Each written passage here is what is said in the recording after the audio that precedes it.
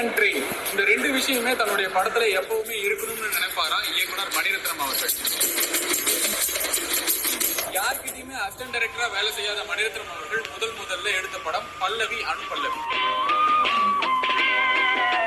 திவ்யா அப்படின்னு அவர் எழுதின short film தான் மௌனராகம் அப்படின்ற ஒரு ஃபீச்சர் பிலிமா மாத்தி எழுதினாரு. இந்த படத்துக்கு கேமராமேனா முதல்ல பிசி ஸ்ரீராமோட கை கோக்குறாரு. இந்த கதையை கேட்டு ரொம்ப பிடிச்சி போன பிசி ஸ்ரீராம் அவர்கள் தன்னுடைய வீட்டிலேயே இந்த கதையை எடுக்க சொல்றாரு.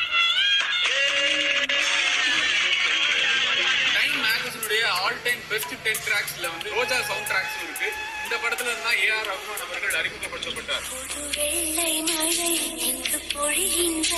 இந்தியன் சினிமாவில இன்னைக்குமே கேங்ஸ்டர் படத்துக்கு ஒரு கிராமரா இருக்கிற படம் நாயகன். 4 காசு சம்பாதிக்கணும்னா சாவணும். மௌனராகம், அலைப்பாயுதே, ஓகே கண்மணி, இந்த 3 படத்துல இருந்தும் அந்தந்த காலத்துல காதல் எப்படி இருந்திருக்கு அப்படின்றத வந்து பிரதிபலிச்சிருக்கு.